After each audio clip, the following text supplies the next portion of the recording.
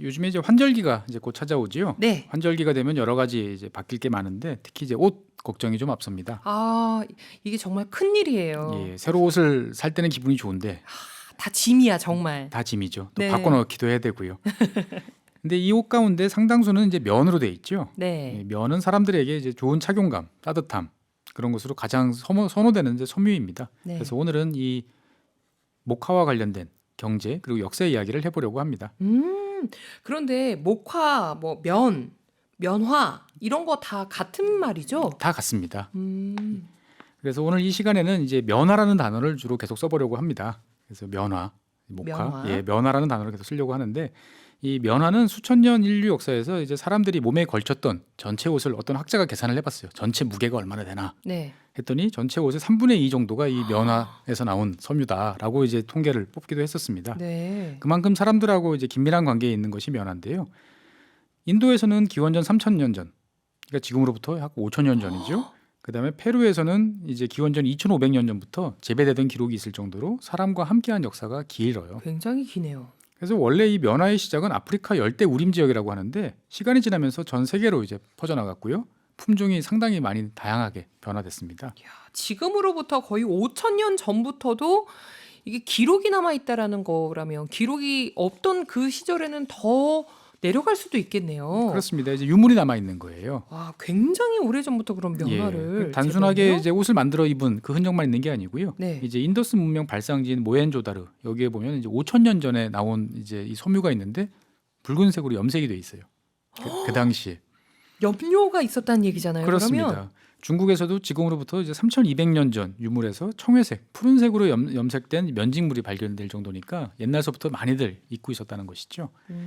그래서 이 면화의 최고봉, 면화가 대표적으로 많이 나는 곳은 인도였습니다. 예나 지금이나. 그래서 기원전 7세기 인도에서 나온 그림들을 보면 이제 인도에서 대상들이 낙타에다가 이제 메소포타미아 지역으로 면직물을 싣고 이제 운반하는 모습들이 그려져 있을 정도로 이제 이 당시부터 인도에서 면직물을 만들어서 이제 유럽 쪽으로 수출하는 네. 그러한 작업들이 있었던 것이죠. 그래서 그리스인들은 이제 인도에서 나온 면직물을 접하고 이제 되게 좋아했는데 그러면서 이제 기록을 남겼죠. 인도에서는 나무가 열매 대신 솜을 맺는다. 근데 이 솜이 양털보다 좋다. 이렇게 이제 기록을 하곤 했었습니다. 야, 표현이 참 시적이다. 나무에서 그렇죠. 열매를 맺는데 열매가 아니라 솜을. 예, 그래서 아, 당시 맺는다. 유럽인들이 그린 그림에 보면 상상도죠. 한 번도 이제 면이나 목화를 본 적이 없으니까 네. 이제 예. 나무에서 양이 열리는 듯한 모습으로 아. 이제 그렇겠네요. 저도 저희 집에 그 면화 이걸 뭐라 그러죠? 목화. 예, 목화가 열려 있는 게 있는데 예, 너무 예쁘게 예쁘죠. 하얀 꽃이 피어 있거든요. 예, 우리나라에는 면화가 언제 들어왔는지 알 것 같아요. 고려 말에 문익점 예. 통해서 들어왔죠. 그렇습니다. 붓에 숨겨서. 예, 붓두껍에 숨겨서 들어왔다라고 다들 이제 알고 계시는데 1363년 원나라에 갔다가 귀국하는 길에 목화를 따서 종자를 붓대에 넣어서 가지고 돌아왔다. 이게 이제 우리나라 이제 면화의 시작이다라고 이야기를 배웠는데 실제로 고고학적으로 보면 이 800년 전 백제 시절 때부터 유물에서 면직물이 발견이 됐어요. 어머. 그러니까 그 전서부터 면직물은 분명히 있었을 것 같은데 이제 그 문익점이 갖고 들어온 중국에서 들어온 이것이 이제 생산성이 더 좋고 뭔가 가공하기 더 좋기 때문에 바뀐 거 아니냐라는 쪽으로 요즘엔 추산을 하고 있습니다. 야, 박사님 항상 저희가 열을 알고 있으면 10가지만 알고 있으면 한 13까지 항상 알려주시는 면화가 그러면 면화가 좀 잘 자라는 환경 조건이 따로 있나요? 아니면 어디에서나 잘 자라나요? 은근히 좀 까다로워요. 일단은 이제 서리가 없어야 되고, 그러니까 이제 기온 변화가 크면 안 되고요. 그 다음에 수분이 좀 많았으면 좋겠고, 흙은 또 배수가 잘 돼야 됩니다. 그리고 더운 여름이 좀 오래 돼야 돼요. 그래서 이런 조건을 쭉 맞춰보면은 인도가 최적지다라는 생각이 저절로 듭니다. 네. 근데 당연히 유럽은 이제 이런 조건을 충족하지 못하죠. 기온도 낮고 비도 많이 오고. 네, 습하고. 예, 그러다 보니까 유럽은 항상 이제 수입에 의존을 할 수밖에 없었는데요. 산업혁명도 이제 이 면화로 인해 가능했고, 그 다음에 이 면화를 안정적으로 확보하는 것이 중요해지면서 이 세계 경제와 역사에서 이 면화는 매우 중요한 요소로 이제 간주됩니다. 왜 면화를 확보하는 게 중요했어요? 이 19세기까지는 여러 나라에서 이제 면화를 재배했고, 뭐 미국을 비롯한 인도 여러 나라에서 면화를 많이 재배했고, 이 대표적인 국가였던 영국은 그냥 가격만 맞으면 어느 나라에서나 필요에 따라서 면화를 가져올 수 있었어요. 네. 근데 이제 그 가져오는 주요한 수입처 중에 한 곳인 미국에서 문제가 생겼습니다. 어떤 문제인가요?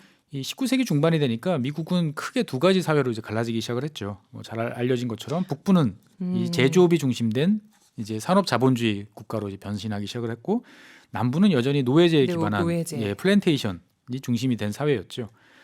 그래서 이제 미국 같은 경우는 노동력도 풍부하고 토지도 많고 그다음에 돈도 많은 이제 그런 동네였기 때문에 미국의 면화 산업은 매우 이제 폭발적으로 이제 성장을 했던 것이죠. 네.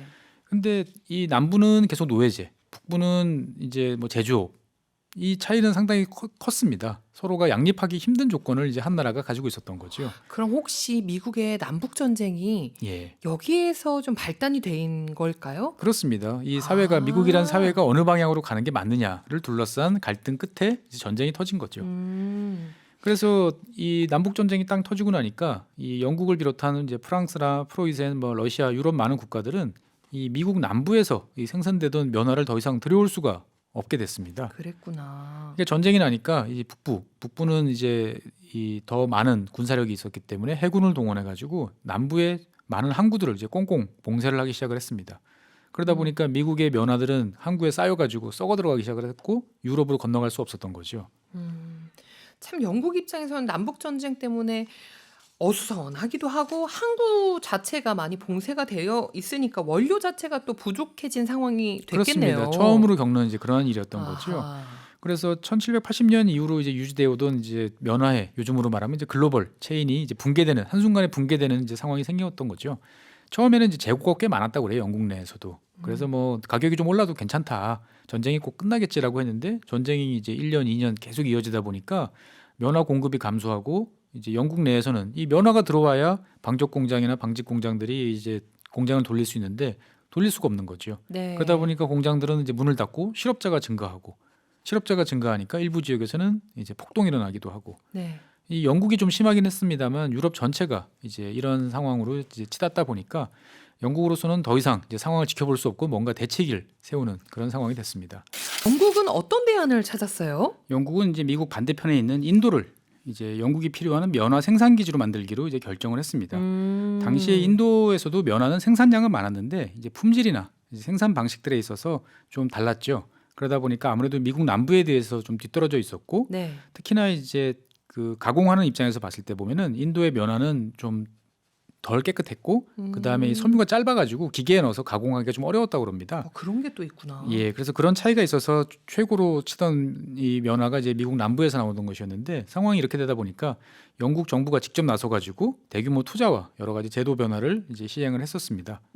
궁금해요. 어떤 투자를 했고 어떤 변화가 있는지. 일단 인도에서 나오는 면화를 많이 이제 생산을 해서 그것들을 빨리 가져오는 게 중요했겠죠. 네. 그러다 보니까 이 면화라는 건 부피가 되게 큽니다. 부피가 되게 크다 보니까 이걸 실어나르는데 가장 좋은 것은 당연히 철도겠죠. 네. 그래서 원활한 수송을 위해서 영국이 큰 돈을 들여서 인도 곳곳에 철도를 부설을 하고 그다음에 그걸 실어나르기 좋게 항만을 이제 정비하는 사업을 펼쳤습니다.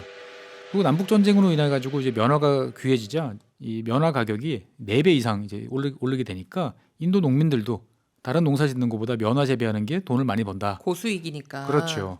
이렇게 되면서 면화의 생산량이 이제 급증을 했던 거죠, 인도에서. 그래서 영국 수요의 75%, 프랑스 수요의 70%를 이제 인도가 이제 감당하게 되는 상황이 됐습니다. 어마어마하네요. 그래서 인도에서 시작된 이런 변화는 이제 인도뿐만 아니고 이집트, 러시아 등 다른 지역에서도 이제 나타나기 시작을 했습니다. 왜요? 왜 이렇게 다른 지역까지 확산이 됐어요? 그러니까 영국이 식민지인 인도에서 대규모 면화 생산에 성공하면서 안정적인 공급처를 이제 확보하는 모습을 본 거죠. 그러다 보니까 영국의 경쟁국들도 나도 비슷한 길을 저렇게 해봐야겠다라고 생각을 했던 거죠. 벤치마킹을 하는 거죠. 그렇습니다. 이 남북 전쟁이 끝났어요. 사실 이 시점에는. 그래서 미국으로부터 공급이 다시 재개됐는데 한번 이제 호되게 당하고 나니까 다시 또 이런 일이 있으면 안 되지라고 생각을 해서 보다 안전한 루트들을 이제 확보하기 위한 노력을 기울였던 것이죠. 네. 대표적인 국가가 러시아입니다. 러시아는 당시 이제 크림 전쟁 패배로 이제 서쪽으로 진출이 어려워지자 이제 남쪽, 지금 중앙아시아 지역으로 진출을 이제 하고 있었는데, 뭐 중앙아시아 가서 도대체 우리가 할 게 뭐 있지?라고 생각을 했는데 이 타슈켄트 이런 지역을 점령해서 주변을 살펴보니까 이 지역에 면화 생산하기 딱 좋은 지역이라는 걸 알게 된 거죠. 적당히 건조하기도 하고 일조량도 좋고 넓은 땅도 있고. 그래서 중앙아시아에서 면화 재배가 시작이 된 거군요. 그렇습니다. 그래서 러시아는 중앙아시아 지역을 면화 공급처로 만들기 위해서 확실하게 이 장악을 하려고 노력을 하기 시작을 했던 게 이 시기입니다. 그래서 사마르칸트, 부하라 뭐 이런 대표적인 지역들을 장악을 하고 이 지역을 연결하는 철도를 이제 깔았죠. 그 다음에 이제 실제로 여기다가 노예를 쓸 수는 없으니까 이 지역 주민들에게 면화를 생산하도록 뭐 인센티브도 주고 강제로 채찍도 동원하고 해서 이제 면화 생산을 이제 늘려나가기 시작을 했었습니다. 네. 그래서 뭐 한편으로는 폭력과 인센티브가 뒤섞인 상당히 좀 혼란스러운 상황이 이어지긴 했습니다만 결과적으로 이제 러시아는 안정적인 면화 공급처를 확보를 할 수 있게 된 거죠. 그래서 지금 지도를 놓고 보면 최근에 뉴스에서 많이 나오는 아프가니스탄을 사이에 두고 북쪽에는 러시아, 남쪽에는 영국이 각각 자국에서 필요한 면화를 공급해주는 생산지를 확보하게 된 그러한 상황이 됐습니다. 그러면 영국, 러시아는 각각 뭐 인도와 중앙아시아에서 면화를 키우게 됐다면 다른 나라들은 어땠어요? 프랑스와 독일 같은 경우는 이제 아프리카로 눈을 돌렸습니다. 특히 이제 독일 같은 경우는 이제 후발주자로서 그 아프리카 토고 지역에서 면화 생산량을 늘리기 위해서 많은 노력을 기울였는데 이 토고 농민들이 말을 잘 안 들었다고 합니다. 독일이 원하는 것과 달리 이제 면화 생산 글쎄 그거 해서 뭐 나는 별로 돈이 필요치 않은데 저는 성격 성향 자체도 많이 달랐을 것 같아요. 독일인과 또 많이 네. 달랐을 것 같아요. 그렇습니다. 그래서 토고에서 많은 투자를 했지만 생산량은 크게 늘지 않아서 뭐 재미를 못 봤다라고 이제 평가가 내려지고요. 이런 유럽 국가들의 모습을 보면서 이제 긴장한 나라가 있습니다. 어떤 나라예요? 바로 일본입니다. 일본은 19세기 중후반 이제 개방을 시작을 하면서 대규모로 이제 주로 섬유 산업을 발전시켰어요. 비단, 그다음 면직물 이런 수출을 통해 가지고 근대화 비용을 충당하고 있었는데 이 일본은 자국에서 이 면화를 공급하려니까 너무 비쌌던 거예요. 그래서 중국에서 저렴한 면화를 수입하고 그다음에 공장에 이제 여성과 아이들을 동원해서 투입을 하다 보니까 인건비도 낮아진 거죠. 그래서 가격 경쟁력을 이제 갖춰서 세계적으로 많은 물량을 공급했는데 이 남북 전쟁 그리고 그 이후에 이제 원료 수급난을 지켜보면서 야 우리도 이 안정적인 면화 수급이 필요하다라는 생각을 이제 하게 됐던 거죠. 그래서 일본 같은 경우도 상당량을 이제 인도하고 미국에서 들여왔는데 계속 이렇게 가는 게 맞느냐라고 네. 이제 불안하게 생각을 했던 거죠. 그럼 일본은 어디에서 재배를 하려고 했었을까? 바로- 우리나라예요, 혹시? 그렇습니다. 만만한 게 우리나라야 아주. 그래서 원래 우리나라에서도 이제 문익점이 갖고 온 이제 면화가 있었죠. 근데 네. 이 우리나라에서 재배되던 면화는 이 미국이나 다른 나라에서 쓰던 이제 면화 보통 이제 그 육지면이라고 하는 이 품종하고 좀 달랐어요. 그리고 생산량도 많지 않았습니다. 20세기 초반인 1902년 일본 외교관 와카마스 도사부로라는 사람이 이제 그 조선에 부임을 해가지고 쭉 훑어보다 보니까 이 조선에서도 미국에서 나온 육지면 이 품종을 재배할 수 있을 것 같다라는 생각을 하게 된 거죠. 왜냐하면 중국에서도 재배되니까 네. 비슷한 위도상에 있는 땅을 찾아보면 한번 되지 않겠는가라고 생각을 해서 지금의 목포 지역에서 처음으로 재배를 하고 성공을 하게 됐던 거죠. 그래서 목포에 지금은 이제 육지랑 연결이 된 이제 땅, 과거엔 섬이었던 이제 고화도라는 지역이 있는데 이 섬에서 처음 재배를 했던 거지요. 그랬군요. 그래서 목포 고화도 지역은 이제 우리나라 근대 면화 생산의 발원지다라고 지금도 이제 이름이 남아 있습니다.